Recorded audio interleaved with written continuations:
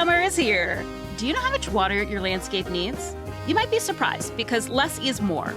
Mandatory summer watering restrictions are in effect May through August, and that means no watering from 11 a.m. to 7 p.m. and never on Sundays.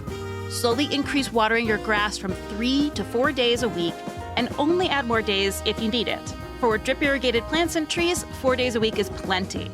Find water-saving tips at snwa.com. SNWA is a not-for-profit water agency.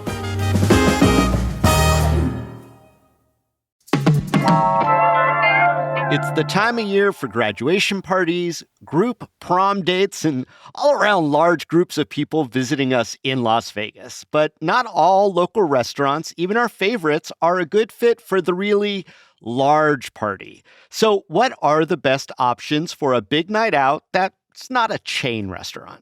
Today on CityCast Las Vegas, we're joined by food expert Phil Tzeng, a.k.a. Las Vegas Phil, to look past the 2 and 4 tops and seat us at the finest spots when the whole gang is looking for a great meal. It's Thursday, May 22nd. I'm Dayvid Figler, and here's what Las Vegas is talking about.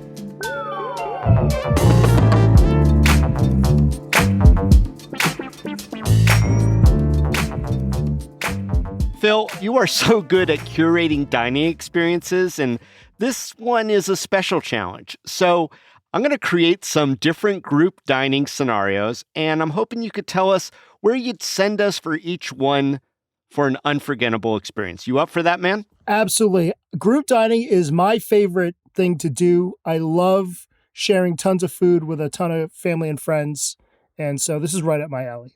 I'm so happy because this does come up like quite a bit. Let me start with scenario 1.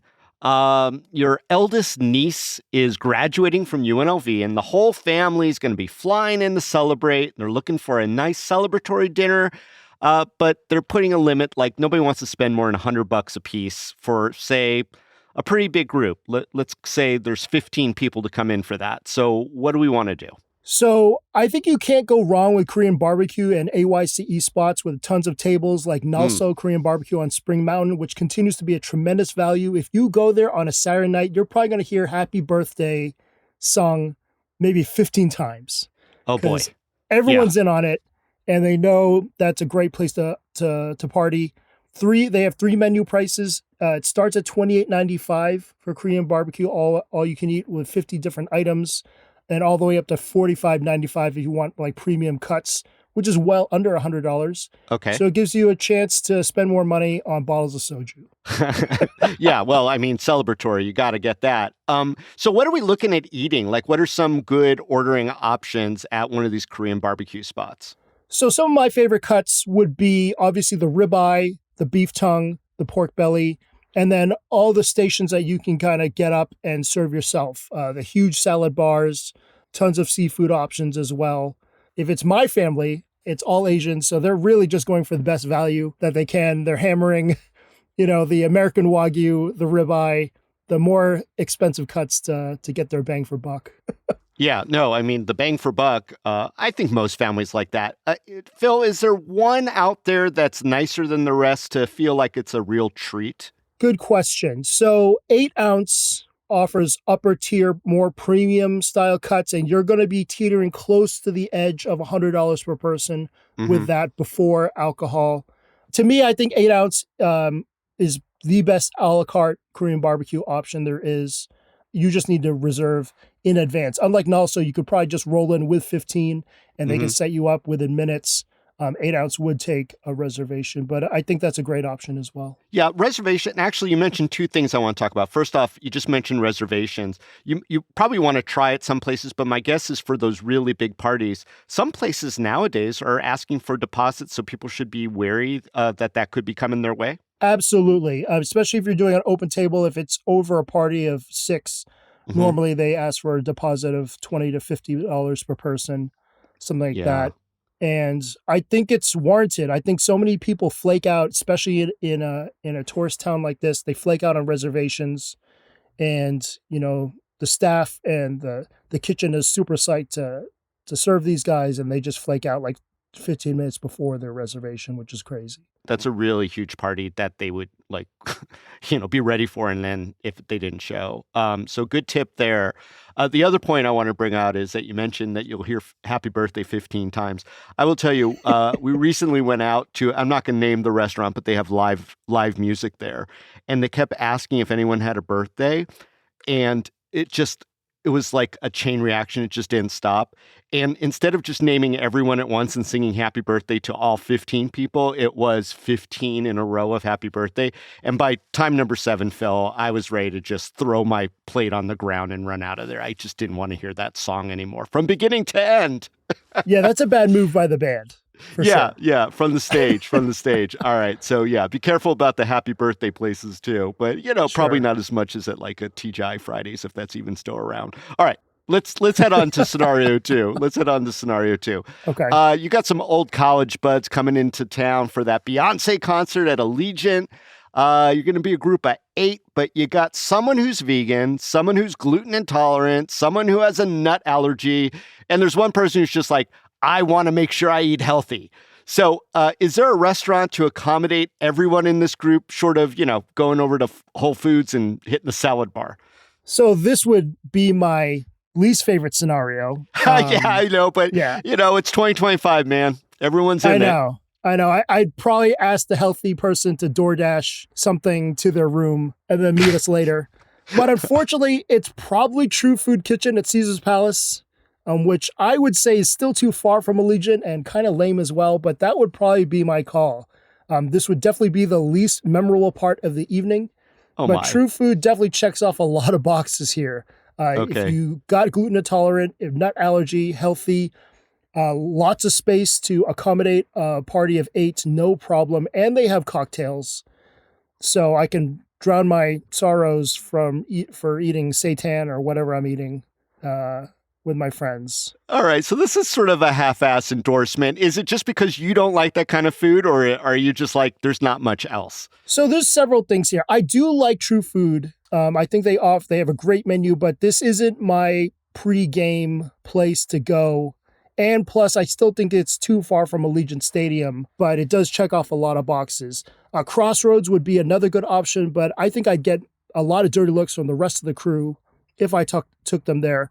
So I'm really sticking with convenience because I like Mandalay Bay, and I'd probably still rather do Orla or Flanker, so at least people can pregame harder with the cocktails. And the walkway is so convenient to the stadium from Mandalay Bay. I think my friends who have the dietary restrictions could definitely find a salad, and we could just kind of agree on maneuver around the menu where Phil is still getting his fill, so to speak. Sure. Yeah. All right. Yeah. So Orla or Flanker would probably be my top 2 at Mandalay Bay to balance out the healthy and the ones that don't care. Great call there. All right, let's head right into scenario 3. I'm loving where this is going, Phil. You're going to have all my options covered by the time we're done. All right, so now we're group dining on a budget. So no dietary restrictions, but there are monetary restrictions. No one has too much cash. What are some good options in town here? There's lots of options. And let's say we've got that group of, 6 to 10 people. Yeah, absolutely. I recently checked out Superb, which is also on Spring Mountain, and next to that super busy plaza where Raku and all that stuff is in. They actually do the best of both worlds. You get Korean barbecue and Chinese hot pot, huge stations for all that stuff, and AYCE only starts at $27.95 there. Wow. Yeah, which is outstanding. I also love District 1 for Vietnamese. They have huge tables, and you can get away definitely $30 per person if you're not drinking. Yeah, you got to be careful with that menu, though. I've spent a little bit more than that over at District 1 before. That whole shopping center just kind of gets me. I always think that I'm going to be going in for a bargain, and I always leave much lighter in the wallet than I thought I'd be. Yeah, there's a lot of tantalizing dishes that make you want to splurge a little more, but if you went with like your standard starter and bowl of pho, I think you can get away with like $35 a person there. Yeah. I'm also a huge fan of anything with a Lazy Susan, New Asian barbecue, China Mama, and then also, of course, Crab and Spice, which is the best AYCE Seafood Boil in town, $38 per person, with optional upgrades to AYCE Snow Crab, Lobster, and King Crab. If you get all three of those, I think you're at like $100 a person. Okay. But you're it's getting really up there good a little value, bit. great for celebrating, and easy to handle a big group for sure. Yeah, I hear you there. You want to add another spot, Phil? Big B's Barbecue. They have a location on St. Rose and Henderson. Love that place. The beef ribs and the brisket and the smoked turkey are my top three, which I always get there. And I think that's an awesome place to go as well.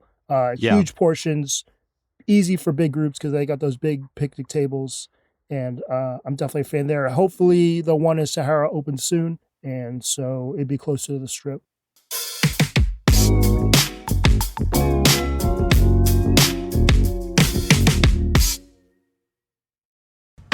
Beer, Barter, and Mall is a new concept where you can shop for antiques and art while you drink beer and wine. You can buy, sell, or barter your goods, services, and treasures. I actually got to stop in and check out this place before it even opened. It was so cool. It was like craft beer bar meets antique mall. I saw this amazing vintage pendulum lamp I wanted, and this other girl bought this like brass tortoise cigarette holder. It was so cute. The space is nearly 10,000 square feet, and there's over 30 vendors in there, including antique vendors and local artists. Barter Mall was created because the rent in the arts district is so expensive right now, and it's forced the antique malls and the art dealers out of the area. So our culture and community, it's just so important to downtown Las Vegas, so Barter is trying to do their part to make sure it's a place where artists will be able to continue to thrive. They're open 5 days a week right now, but by the end of the summer, they're going to be open 7 days a week. So check out barterlv.com to learn more, or hey, just stop on by, grab a beer, and do a little bit of shopping. This episode is brought to you by Temptations Cat Treats. Your cat will come running for the perfectly irresistible Temptations Creamy Puree and Temptations Lickable Spoon Cat Treats.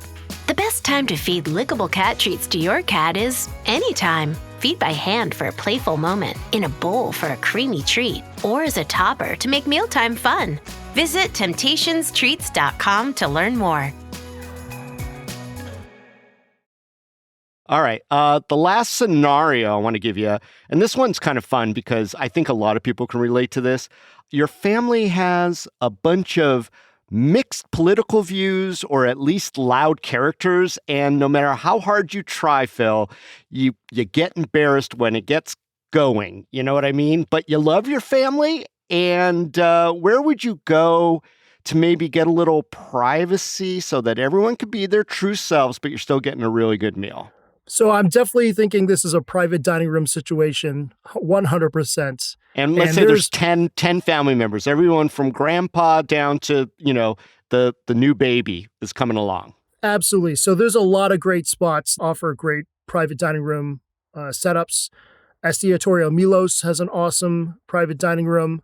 Over at the Venetian, they have a dining room there too? Yeah. Okay, because I remember they used to have one at the Cosmo that was really kind of fancy, and you'd always see fancy folk in there behind glass. So I'm glad to see that very snooty option still remains. But yeah, okay. Yep, I love the private dining room at Carbone as well. Barry's Downtown Prime has multiple private dining rooms and just more tucked away areas.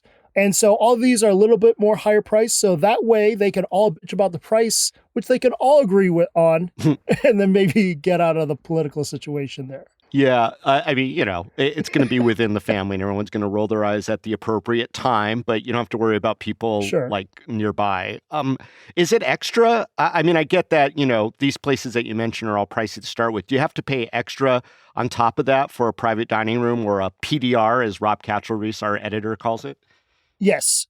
Some of them do require a food and beverage minimum. For example, Partage has a great 10-seat private PDR. And I believe the minimum is like $1,400, which is easy to do for a party of 10. I mean, the 7-course dinner is, I think, $125 right now.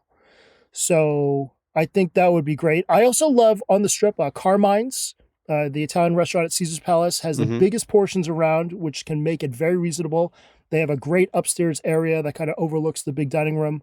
Huge, huge portions. This is not a date night type place. because the to-go containers are basically buffet tins, and it's just okay. insane. But I love that place as well. One that I want to throw in there because we had a great time. It was for a graduation party. It was my nephew's graduation party. He came in with my sister again. I always seem to eat fancy when my sister's in town. That's like my exception. Nice. And so there was maybe 12, 16 of us. I can't remember because he brought all his friends with him too. We went to the private dining room in the back of Momofuku. Yeah. And it was amazing because they had a disco ball and they just started playing all the requests that we had for the music we wanted. And it literally turned into a duck and dance party. Yeah, and that room is awesome. We were not embarrassed because no one could see us. Yeah. Sure. And then you can sing karaoke there if you want as well, which is amazing. I am a huge fan of Momofuku in general. And that back room, the pink room, I think they call it or something, is amazing. Yeah, we definitely took it over, and Very cool. the wait staff was part of the fun. Like they were really, egging us on to really let our freak flags fly. It sounds like maybe Mags was your server. Oh my God, that sounds familiar. So yeah, I think so. It was such a Mags good time. Mags is the man. Okay, so let me ask you a few practical questions. Let's assume that you don't have like a really, really rich patriarch or matriarch of the family who just kind of picks up the tab. How do you usually handle the bill with a big group like that? So to be honest, I will probably just take care of the tab and have everyone. So you're that guy later. I am that guy. Oh, I see what you're saying. Okay, finish it. You're going to take care of the tab, well, but then it depends on who it is. But sometimes I will take care of the whole thing.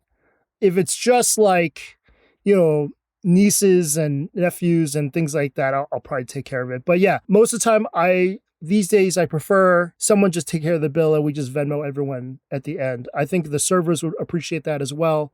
Handling multiple checks is a pain in the ass. And I just want to have that end part be as smooth and seamless as possible, and we'll just figure it out later. So let's say, everyone's kind of being ornery about the whole thing. I mean, how do you split the bill at a restaurant without driving the restaurant crazy with 10 different credit cards? I mean, is there a diplomatic way to do it? I mean, probably for a lot of these spots, you're maybe doing a table of 7 and a table of 8, and they're right next to each other. So that's an easier way to do a separate check, but not really. I think for like a private dining situation, I really would insist on one person just taking care of the card.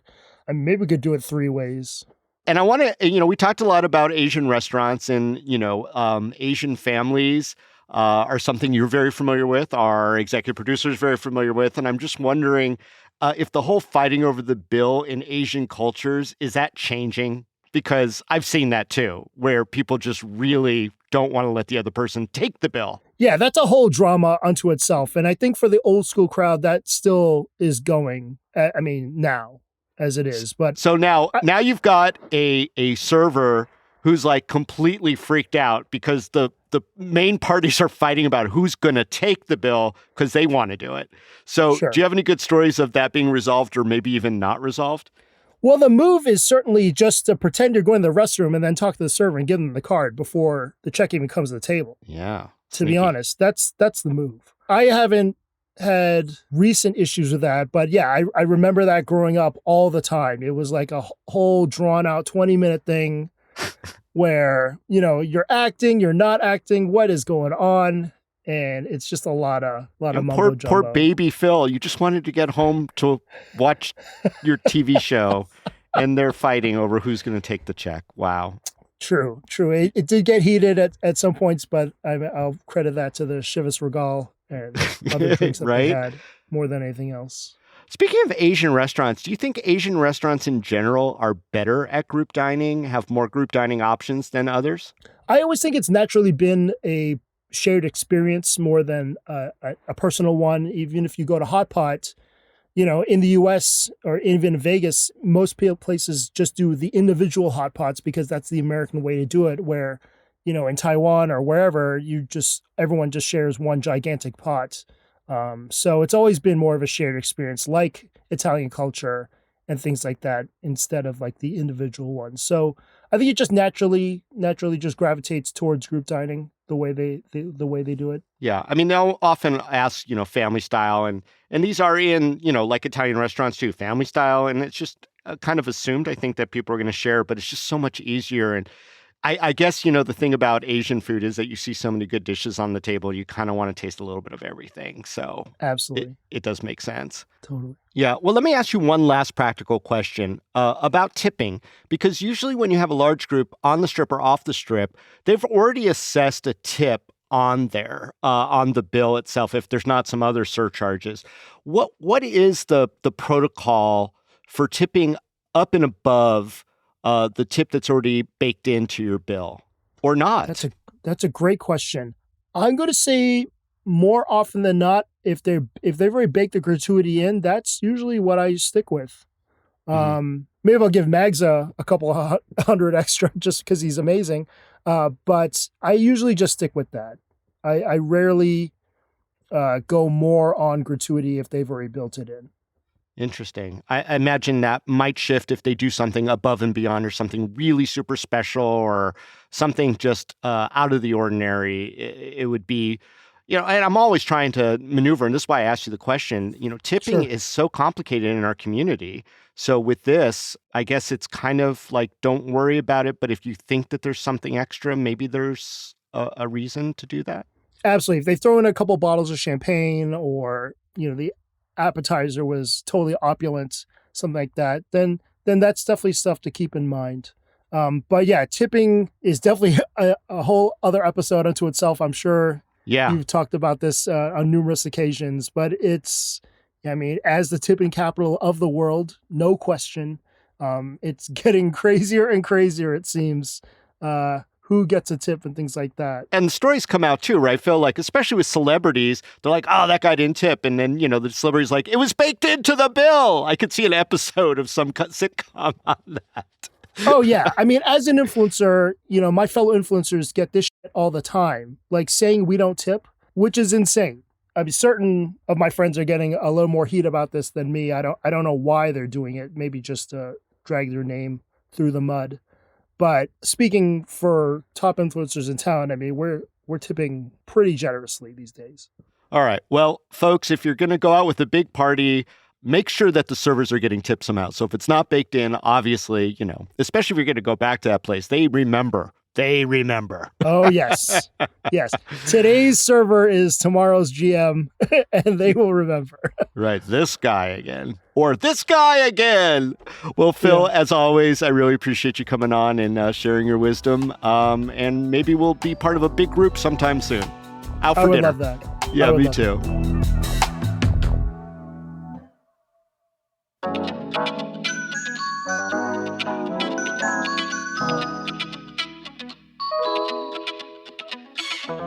That's all for today here on CityCast Las Vegas.